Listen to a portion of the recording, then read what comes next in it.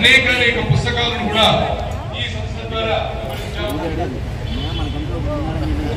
అనేక ప్రవచన కార్యక్రమాలు ఈ సంస్థ కార్యక్రమాల ద్వారా జరిగాయి.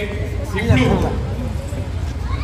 శ్రీమతి వెంపటి శ్రీవల్లి శర్మ గారి చేత శివపదం గురువు గారు రచించినటువంటి శివపదం కీర్తనల ఆలాపన ఉంటుంది. దీనికి వయోలిన్ పైన శ్రీ కోలక అనిల్ కుమార్ గారు సహకరిస్తూ ఉంటే మృదంగాన్ని శ్రీ శ్రీధరాచార్య గారు అందిస్తూ ఉన్నారు. ఈ అద్భుతమైనటువంటి సంగీత కార్యక్రమానికి మిమ్మల్ని అందరినీ సాధారణంగా మరొకమారు ఆహ్వానం పలుకుతున్నాం. శ్రీమతి వెంపటి శ్రీవల్లి శర్మ గారి శివపదం కీర్తనల ఆలాపన.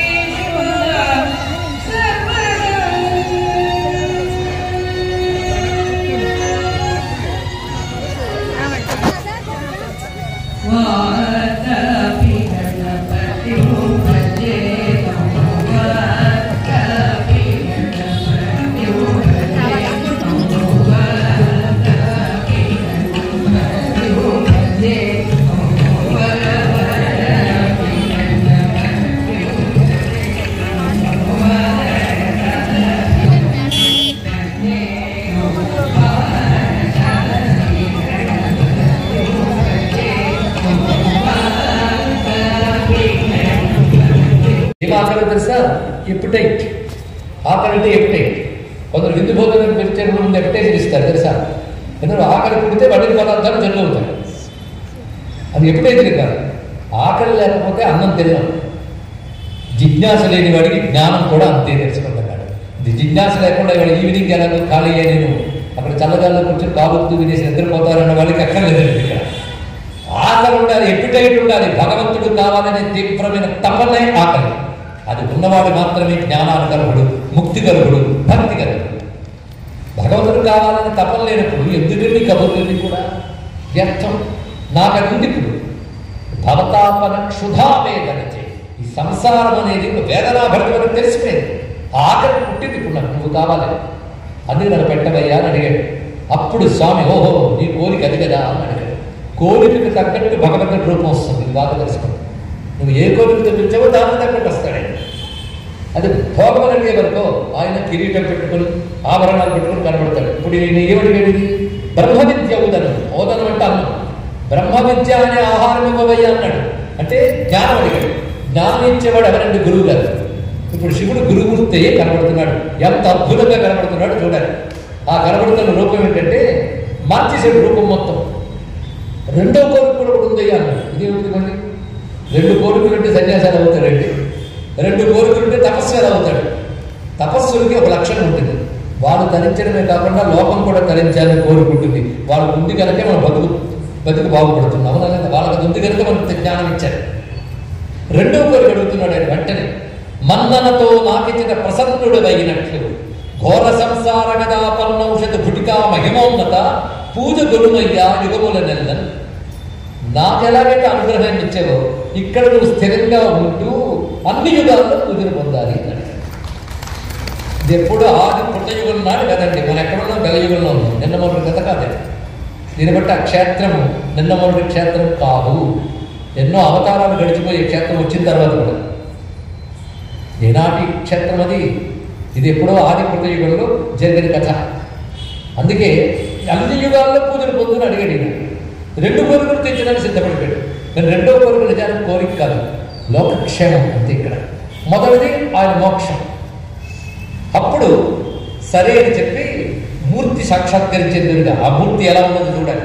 తన్నులోనుగా చుట్టుకొన్న వటఛాయ నిజదీప్తి మొగులునా నింగివర్ప బ్రహ్మ సంహననామ రుద్రుపల్లవ శిఖాక్షటలునా గురుచకింజడలు గలరా ఈశ్వరోహమ్మను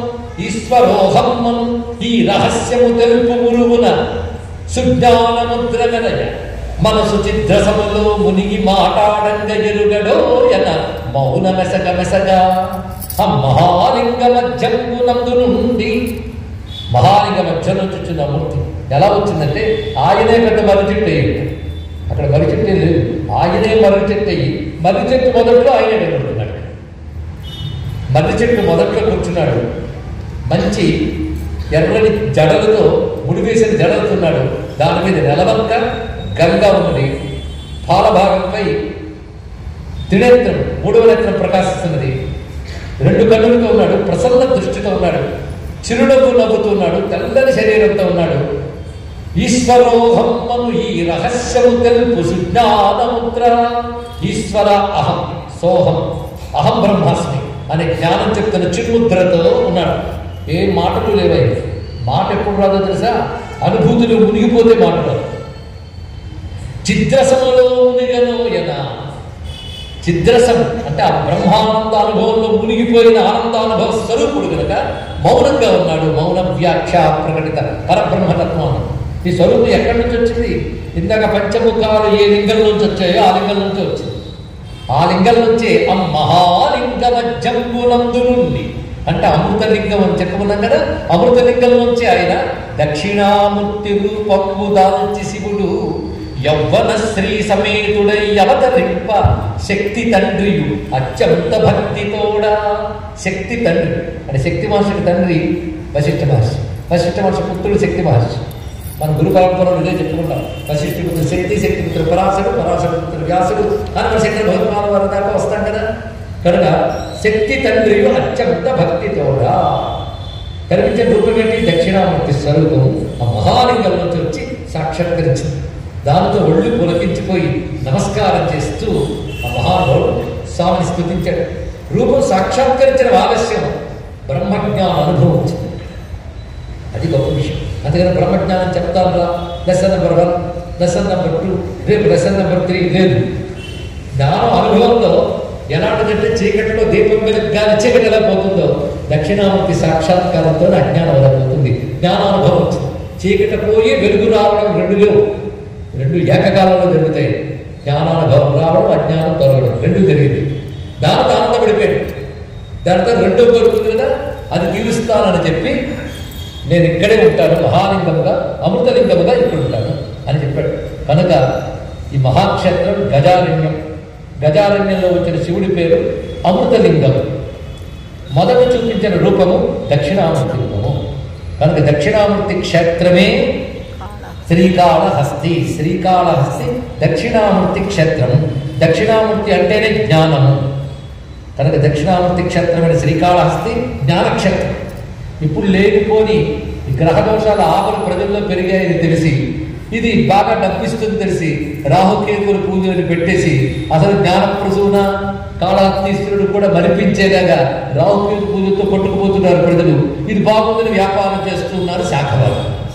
ఏ శాఖ నేను చెప్పక్కర్లేదు, తెలుసు. అది జ్ఞానక్షేత్రం అండి. అయితే శివుడిని దర్శిస్తే సర్వగ్రహ దోషాలు పోతాయి, అందులో సందేహం లేదు. అలాగే రాహుకేతు దోషాలు పోవచ్చు, కానీ అదే ప్రధానం కాదు. ఇది జ్ఞాన ప్రధానం, మర్చిపోవచ్చు. జ్ఞానప్రధానమైన క్షేత్రం ఇది.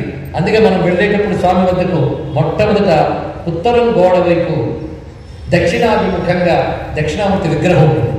దాన్ని నమస్కారం చేసుకుని ప్రదక్షిణ క్రమంలో లోపలికి లింగం చూస్తాం. అదే అమృతలింగం. ఇది మర్చిపోవద్దు. దక్షిణామూర్తి క్షేత్రం. అందుకే దక్షిణామూర్తి నేటికి అక్కడ కనబడుతుంది.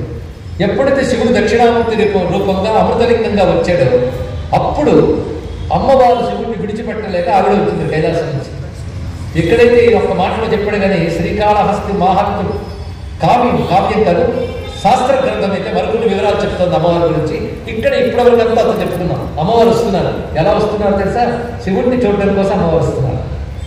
ప్రమధులు కాంచన దండములు చతుర్భాగములం కొల్వ భద్రమణుడు దగ్గరి సేవ చేసి తద్రమణుడు దగ్గరి సేవ చేసి నడువన్ బ్రహ్మాచ్యులు దేవ బృందముతో దూరమునందు ముందట పిలుందన్ సందడింపంగ వచ్చే మహాదేవి విమానమెక్కి విభునిన్ సేవింపన చోటికి. అమ్మవారు ఎలా వస్తున్నారు కైలాస పర్వతం నుంచి అనేదాన్ని ఎంత అందంగా వర్ణిస్తున్నాడు. ప్రమదగణాలు బంగారు బెత్తాలు పెట్టుకుని అమ్మవారికి ముందు వెనకల్లో పక్కల్లో వెళుతున్నారు. వాళ్ళ కాంతలు, ప్రమద కాంతలు అమ్మవారిని సేవించుకుంటూ ముందు నడుస్తున్నారు.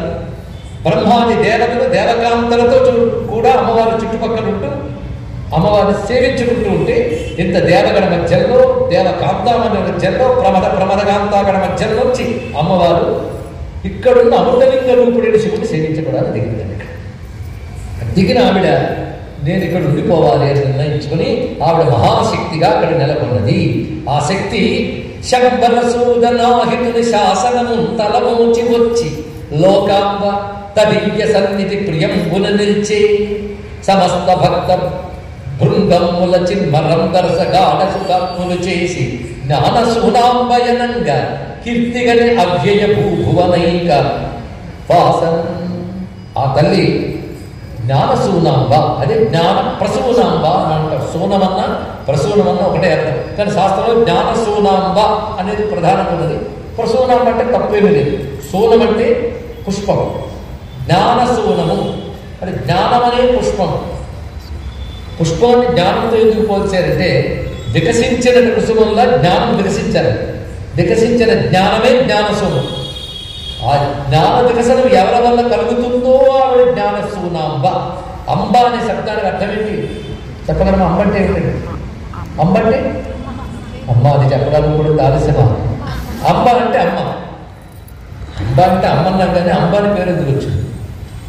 అంబ అయితే జనయితీత అంబ, పుట్టించున్నది అని అర్థం. ఇక్కడ ఇప్పుడు అమ్మకి అంబ అని పేరు ఎందుకు వచ్చిందో తెలుస్తుంది. అలాగే అమ్మకి అమ్మ అని పేరు ఎందుకు వచ్చిందో తెలుసు. పుట్టిస్తుంది కదా. ఏమిటి పుట్టిస్తుందంటే వికసించిన జ్ఞానాన్ని పుట్టించే తల్లి జ్ఞానసూనాంబ. అంటే ఆశ్రయించిన భక్తులకి జ్ఞానం వికసనాత్మకంగా అందిస్తుంది. అక్కడ దేవుడు ఎవరు? దక్షిణామూర్తి. అమ్మ ఎవరు చెప్పండి మరొకసారి, పాపాలు పోతాయి. జ్ఞానప్రసూనాంబ. దీన్ని బట్టి ఆ క్షేత్రం జ్ఞానక్షేత్రం మరొకసారి తెలిసింది కదా. కనుక జ్ఞానక్షేత్రం, అదే యోగక్షేత్రం. అదే వాయులింగంగా అక్కడ మరొక రూపంతో స్వామి ఉన్నాడు. వాయువు అంటే ప్రాణమే. పంచభూతాలు బయటలో నీలోనూ ఉన్నాయి. శివుడు పంచభూత లింగాలుగా లేకపోతే శరీరం లేదు. మళ్ళీ పృథ్వీతత్వం ఉందా లేదా? పృథ్వీతత్వం నడుస్తుందని నడిపేవాడు కూడా ఉన్నాడు. అక్కడ నడిపే స్వామి అష్టమూర్తులుగా మనం చెప్పేటువంటి పృథ్వీభూతాలు నడిపే స్వామి అనగానే కాంచీక్షేత్రంలో ఏకాంబరనాథుని స్మరించుకుంటాం. అలాగే జలలింగం, జలతత్వం కూడా ఉంది కదా మనం. అగ్నిలింగం, వాయులింగం, ఇది చాలా ముఖ్యం. ప్రాణం కనుక ప్రాణస్వరూపుడు అయిన అటువంటి స్వామి అక్కడ ఉంటే అమ్మవారు వచ్చారు. అమ్మవారు శివుడి మాట మేరకు ఆవిడ రూపంతో ఉండిపోయారు. నేనున్నా నువ్వు ఉంటాను, నా పనే నువ్వు ఎక్కడుంటే అక్కడ ఉండడమే నా పనే. వీళ్ళిద్దరూ అలా ఉండిపోతే కైలాస శిఖరానికి తోచలేదు. కైలాసం శివుడు ఖాళీ చేసి వచ్చాడని కాదు, ఆయన ఈ స్వరూపంగా రావాలని కైలాసానికి కూడా రావాలనిపించింది. అంతా ఎలా వస్తుందండి? కైలాసం మగజేసులను కొలువరాగా భక్తితో దేవతా శైలం పుంచను తెంచె కూడి ధనదాసం పుట్టి జోడై అమాశాలింగం అమాశాలీలాగనంబునన్. మొత్తానికి కైలాసం కూడా వద్దామని దక్షిణ భాగంలో ఉన్నటువంటి ఈ క్షేత్రానికి కైలాసం కూడా దిగి వచ్చింది. అంటే కైలాసం అంతా కాదు, కైలాసంలో కొన్ని శిఖరాలు ఉంటాయి. ఆ శిఖరాల్లో శివానందైక నిలయం అని ఒక శిఖరం ఉంది. శివానందైక నిలయం ఆ శిఖరం పేరు. ఆ శిఖరం అంటే పెద్ద పర్వతం లాంటిది. అది కైలాసం దాని విస్తారమైన పర్వత శ్రేణి. అందులో ఒక భాగం, దాని పేరేంటి? శివానంద నిలయం, శివానందైక నిలయం. మాట ఎంత బాగుందండి. శివానందము మాత్రమే ఉంటుంది అందులో. శివానందైక నిలయం అనబడే ఒక కైలాస శిఖరము స్వామి యొక్క ఆజ్ఞ చేత లేదా అనుగ్రహం చేత అక్కడి నుంచి వచ్చి భూమి మార్గం పట్టింది. అక్కడ చూస్తోంది కైలాసం. వచ్చి క్రమంగా వీరెక్కడున్నారో అక్కడికి ఆ దంపతులకు పూర్వ దిశాదేశమున విహార సదనం భవతున్. శివపార్వతులు కైలాసంలో విహరిస్తారు. ఇప్పుడు భూమికి వెళ్ళిపోయారంటే విహరించడానికి చోట్లేదే. కాబట్టి నేను వస్తానని ఆ కైలాస పర్వత శిఖరం కదిలి వచ్చి భూమిలో వచ్చి ఆ చోట ఉండిపోయింది. ఎక్కడుందంటే పార్వతీ పరమేశ్వరుడు ఎవరైతే జ్ఞానపరశునాంబ అమృతలింగం ఉన్నాయో దానికి పూర్వ దిశాదేశం వర, దానికి పూర్వం వైపు అంటే తూర్పు వైపున ఆ పర్వతం వచ్చి నిలిచింది. దక్షిణం వైపు వచ్చింది కదా. మనకు ఒక కైలాసం ఎక్కడ ఉందంటే చతుర్దశ భువనాలకు పైన ఉంటుందో కైలాసం. మానసరోవరం వద్ద కైలాసం తెలుసు మనకు. ఇది భూమి యొక్క ఉత్తరం వైపున కైలాసం. దక్షిణం వైపు వచ్చింది కనుక దీనికి దక్షిణ కైలాసం అని పేరు వచ్చింది ఇక్కడ. కానీ దక్షిణ కైలాసం ఉన్నది శ్రీకాళహస్తిలోనే. అక్కడికి వచ్చింది దక్షిణ కైలాసం. దాని అసలు పేరు శివానందైక నిలయం. ఆ పేరుతో వచ్చింది. ఈ విషయము శివానందైక నిలయం అనే విషయం ఆ 72 అధ్యాయాల గ్రంథంలో ఉంది. అందులో ఒక గుహ, ఆ గుహలో పరమాత్మ రహస్యలింగంలో ఉంటాడు. అదొక విశేషం. దాన్ని చిద్గుహ అని పేరు. పరంపుమాంసం నిహితం గుహాయాం అన్నట్లుగా ఆ శివానందైక నిలయం అనే గుహలో ఉంటాడట. తత్వదృష్టితో చూస్తే ఆనంద కోశమే శివానందైక నిలయం. తద్గుహలో ఉన్న పరమాత్మే చిద్గుహాభ్యంతర్వర్తి అయిన పరమేశ్వరుడు. అందుకే తత్వక్షేత్రం అండి శ్రీకాళహస్తి. సామాన్యమైంది కదా. చిదంబరాన్ని కూడా ఇక్కడే చూసాం, గుర్తుందో లేదు. అరుణాచలాన్ని కూడా ఇక్కడే చూసాం. అరుణం అచలం చాలా కాలం క్రితం చెప్పుకున్నాం కానీ గుర్తుండకపోవచ్చు. అరుణము అచలము కలిపి అరుణాచలం. అలాగే ఇక్కడ శివానందైక నిలయం అయిన ఆనంద కోశములో ఉన్న గుహాభ్యంతర్వర్త లోతుల్లో ఉన్నాడు. బ్రహ్మపుచ్చ ప్రతిష్ట అన్నట్లుగా పంచకోశ అంతర్స్థిత కదా. అంతర్వట లోపల భాగం అది చిద్గుహ.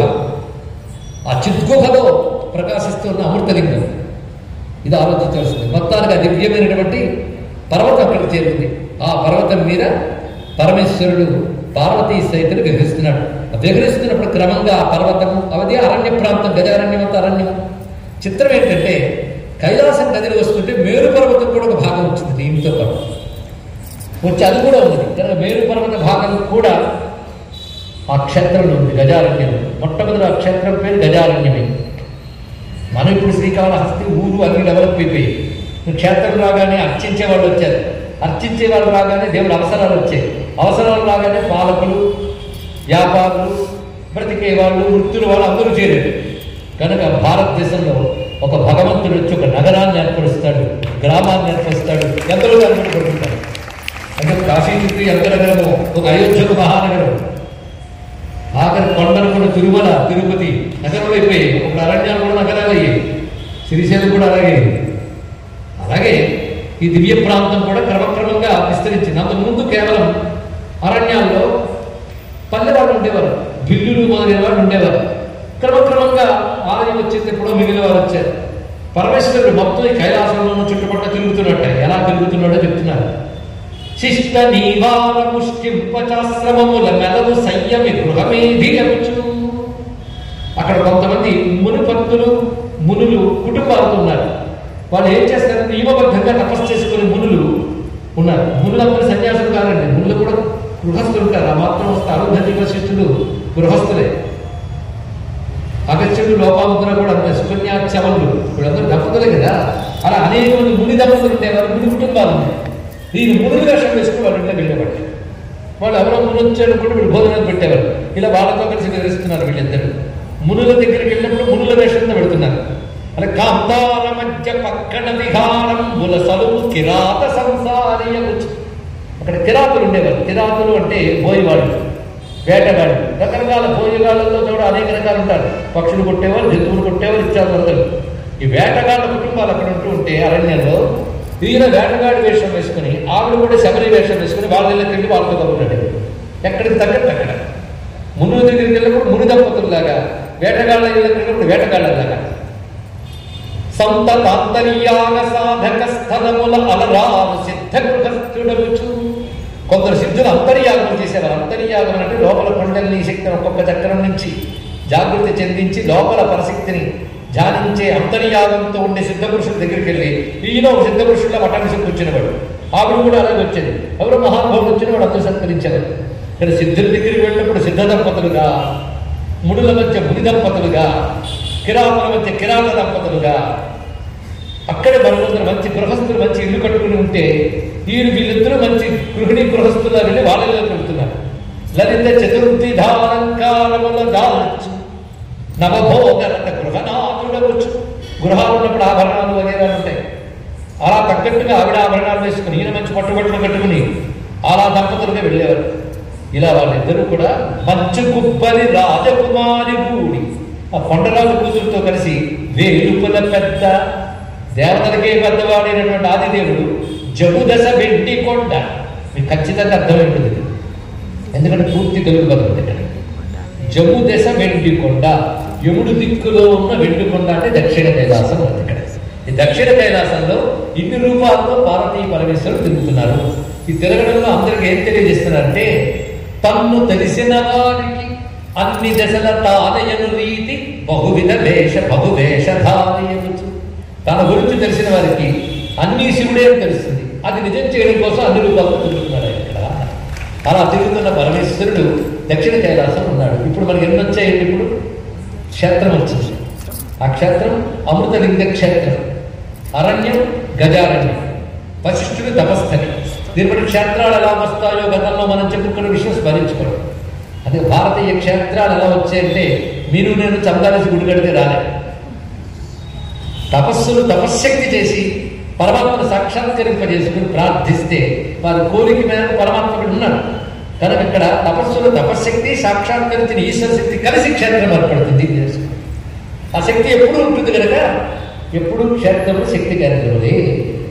పైగా ఒక దేవుడు వస్తే ఊరుకోడు, మిగిలిన వాళ్ళందరూ ఆయన వెంట వచ్చేస్తారు. బ్రహ్మవారు రాలే, కైలాసం రాలే, ఇంకా వదలగా తపస్సులు అందరూ చేయలేరు. వాళ్ళందరూ తపస్సులు కేంద్రీకృతం అయిపోయింది.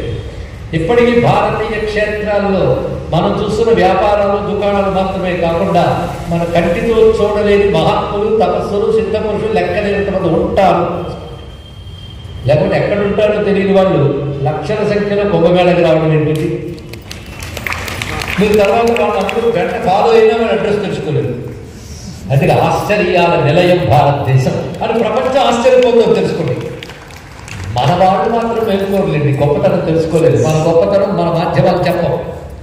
మన గొప్పతనం మనకి అంగీకారం కాదు. కానీ ప్రపంచ దేశాల్లో మాత్రం ఇలాంటి దేశం మరొకట్లేదు, ఇలాంటి కుంభమేళాలు మరొకట్లేదు, ఇలాంటి క్షేత్రాలు మరొకట్లేదు. ఇతర దేశస్తులు భక్తిగా వస్తారు. మనం మాత్రం విమర్శలు తీస్తూ ఉంటారు. ఏమిటి ప్రారంభమో అది. అన్ని సంపదలు ఉన్న దరిద్రులు ఎవరంటే భారతీయులు. వీళ్ళకి ఎన్నో సంపదలు ఉన్నాయి కానీ వీళ్ళకి తెలియదు ఆ సంపదల గురించి. ఇక్కడ మొత్తానికి ఏమి క్షేత్రం ఎలా వచ్చిందో సరిగ్గా పరిశీలించండి. అరణ్య క్షేత్రం అయింది, అందరూ చేరారు. వశిష్ఠుడు ఆది మహర్షి అక్కడ ఉన్నాడు. ఇక్కడ ఈ విధంగా ఈ క్షేత్రం ఏర్పడింది. అలా ఉంటూ ఉంటే ఒకసారి అగస్త్య మహర్షికి ఇచ్చేశారు. అగస్త్య మహర్షి ఎప్పుడొచ్చాడు, మొత్తం వింధ్య పర్వతాన్ని అంటే వింధ్య పర్వతాన్ని ఆనతి దక్షిణాపటానికి వచ్చాడు. వచ్చి ఇక్కడున్న అమృతలింగేశ్వరుని చూశాడు. కొండ ఉంది కనుక కొన్ని జలపాతాలు ఉన్నాయి, కొన్ని వాగులు ఉన్నాయి. అక్కడ స్నానం చేశాడు లోపాముద్రాదేవితో కలిసి. అప్పుడే ఇద్దరు మహర్షులు మనం స్మరించుకుంటున్నాయి వాళ్ళ రోజున.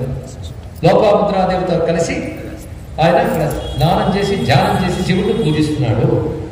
అర్చించ శివుని సహస్రనామంబుల వివిధ వాక్ప్రౌఢి కావించెరుతులు చేసే పెక్కులు ప్రదక్షిణములు జపించే పంచాక్షరంబు సప్రణవముగన్ ధ్యాననిష్ఠా బుద్ధి మౌనముద్ర వహించే ఆనంద పరవశుండయ్య పిదప తలగి పూజాలక నిలచి చూచుచునుండే తలయూచి వెరగందె తనముతాని. అద్భుతమైన మాట. అక్కడికి వచ్చి అమృత లింగాన్ని చూసి సహస్రనామాలతో అర్చన చేశాడు, ప్రదక్షిణలు చేశాడు, పంచాక్షర మంత్రాన్ని ప్రణవ సహితంగా జపం చేశాడు, కొంతసేపు ధ్యానం చేశాడు. ఆ లింగాన్ని చూసి పరవశించిపోయాడు, వెళ్ళలేకపోయాడు వెనక్కి. అక్కడే ఉంటూ తనను చూసి తాను ఆశ్చర్యపోయాడు. అంటే తనని తాను మైమరచిపోయాడు. ఆ స్థితిలో ఉన్నాడు. కాశీ విడిచిపెట్టిన వియోగ బాధ ఈ స్వామి దర్శనంతో పోయిందానికి. వశిష్ఠ తపోరమానుభావమాత్మవధూటితో ప్రణతి చేసి ఇక్కడే కదా అరుంధతీదేవితో వశిష్ఠుల వారు స్వామిని సేవించుకున్నారు అంటూ తాను కూడా అమ్మవారితో కలిసి మునిశిఖామని దక్షిణామూర్తి కొలిచే దక్షిణామూర్తిని కొలుచుకున్నాడు. ఆడు తర్వాత ఆయన అమ్మవారికి నమస్కారం చేసుకుంటున్నాడు. అమ్మవారు అనగానే ఏం ఆవేశం వచ్చిందో మా దుర్జితి. శ్రద్ధరాముడి సంస్కృత ఛందస్సును తెలుగులో అద్భుతంగా రచించాడు. ఆ కనబడుతున్న అమ్మవారు ఎవరండి అంటే మీరందరూ శ్రద్ధగా వింటున్నారు. జ్ఞానప్రసూనాప ఆవిడెవరంటే పంచాసద్వర్ణమూర్తి పరశివరమణి పంచభూతాత్మపీఠం పంచక్లేశ ప్రణాశ ప్రకటన చతురం పంచవిద్యా స్వరూపం 50 కోటి పృథ్వీభర భరణ మహాభాగ్య లక్ష్మీ ప్రదాత్రిం సంచారాగార యోగీశ్వర జన హృదయ జ్ఞాన పుష్పాంబకుల్చన్ 50 వర్ణముక్తి 50 అక్షరాల మాతృకా స్వరూపిణి పరశివరమణి పరమేశ్వరుడు యొక్క కాంత పంచభూతాత్మకమైన జగత్తనే పంచబ్రహ్మాసనంగా కలిగిన తల్లి, పంచక్లేశాన్ని నశింపజేసే తల్లి, 50 కోటి పృథ్వీభర భూమి 50 కోట్ల యోజనాలతో ఉంటుందని పురాణాల లెక్క. అలాంటి భూమికి సౌభాగ్యాన్ని ఇచ్చేటువంటి తల్లి, యోగుల హృదయాల్లో సంచరించే తల్లి జ్ఞానప్రసూనాంబని నమస్కారం చేసి అక్కడే దుర్గాదేవి ఉందండి కొండ మీద. ఎక్కె దుర్గాంబ కొండ మునీశ్వరుండు మురక్కెత పాద నీరేజములకు భక్తి చొక్కెత దివ్య రూపంబు చూచినప్పుడ తక్కెన తనకి ముక్తి తాటంకవతి. దుర్గాదేవిని దర్శించాడు. ఈ ముగ్గురు దర్శనం చేయగానే ఆయన మోక్షం అనుభూతి మళ్ళీ కలిగిందండి. తప్పకుండా ఆ స్థితిలో అగత్యుడున్నాడు. ఇప్పటివరకు నేను చూసింది ఏమిటి? అమృతలింగము, దక్షిణామూర్తి, జ్ఞానప్రసూనాంబ, తర్వాత దుర్గాదేవి. అయితే ఆయనకు లోటు కనిపించింది అక్కడ. అయ్యో ఈ లోటు ఉంది, ఇది ఎలా తీర్చాలి అనుకున్నాడు. ఆ లోటు ఏమిటో ఎలా తీర్చుకున్నాడు రేపటి రోజులు చూద్దాం. దీన్ని బట్టి కాళహస్తి క్షేత్రం ఎలా ఆవిష్కరింపబడుతుందో మనం గ్రహించాం.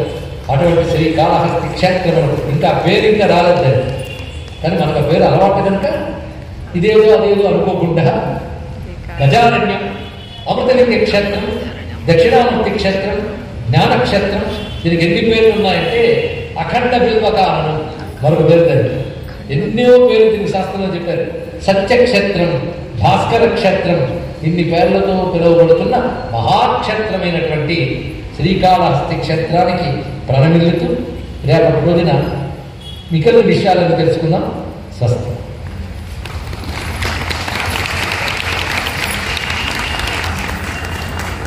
మంగళం కౌసలేంద్రాయ గుణాత్మని చక్రవర్తి తనుజాయ సార్వభౌమాయ మంగళం ఉమాకాంతాయ శాంతాయ కళ్యాణ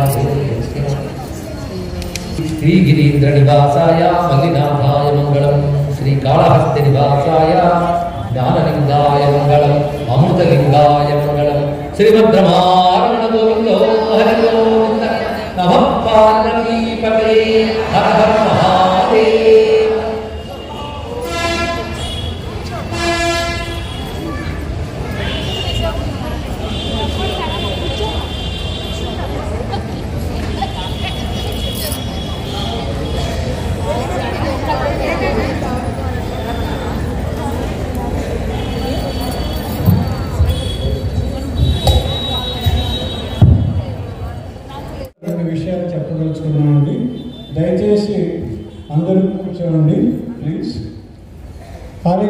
ఈరోజు ఇంకా పూర్తి అవ్వలేదు.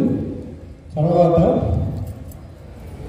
ప్రసాదం అనేది అక్కడ వినియోగం ఉంది, దయచేసి అందరూ ప్రసాదం తీసుకొని వెళ్ళండి.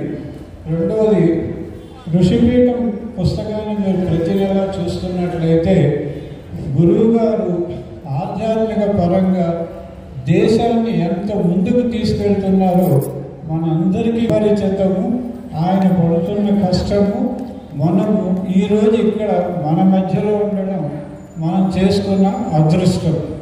అయితే బడలిక వల్ల, అంటే నిన్నటి వరకు కూడా ఆయన చిదంబరంలో ప్రవచనాలు చెప్పి ఇక్కడికి రావడం, మళ్ళీ ఈ ప్రోగ్రాం అయిన తర్వాత 28వ తారీఖు గుంటూరులో వేరే కార్యక్రమాలకు వెళ్ళడం, ఈ విధంగా ఆయన కొంత బడలికగా ఉన్నారు.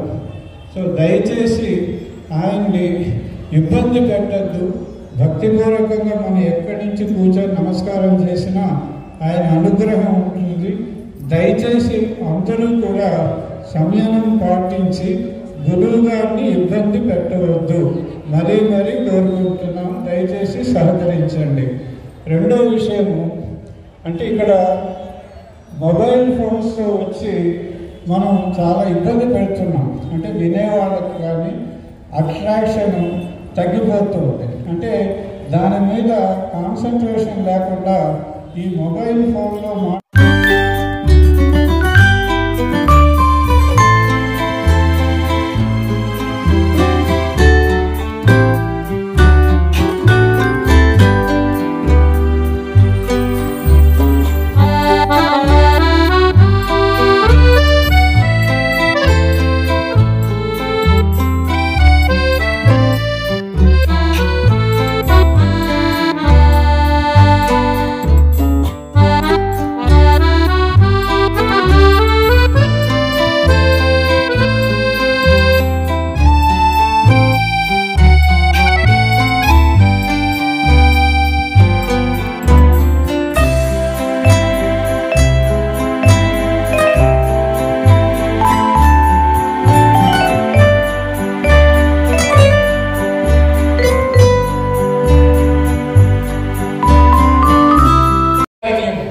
అదొక అద్భుతమైనటువంటి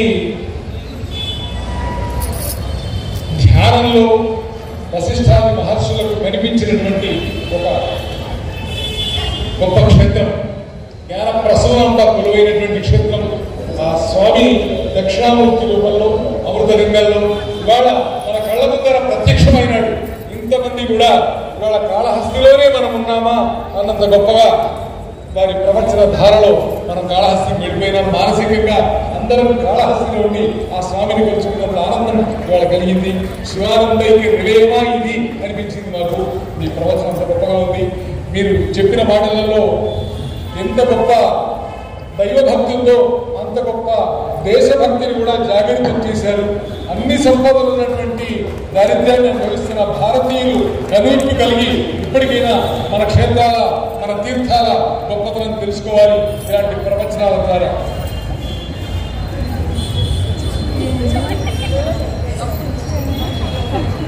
ఇందాక చక్కని సంగీతాన్ని అందించినటువంటి శ్రీవల్లి గారు వేదికపైకి రావాలి. అలాగే శ్రీ చిలుకు శ్రీనివాస్ గారు,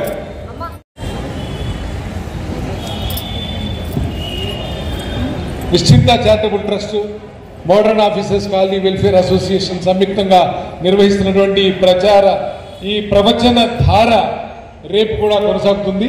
రేపు సరిగ్గా 5 గంటలకు అందరూ వేదిక వద్దకు రావాలని కోరుతున్నాం. రేపు జరగబోయే వేద ఆశీర్వచనం గురించి 2 మాటలు నాగరాజు గారు చెప్తారు. శ్రీ గురుభ్యో నమః. వేదం అంటేనే సమస్త దేవతల స్వరూపం.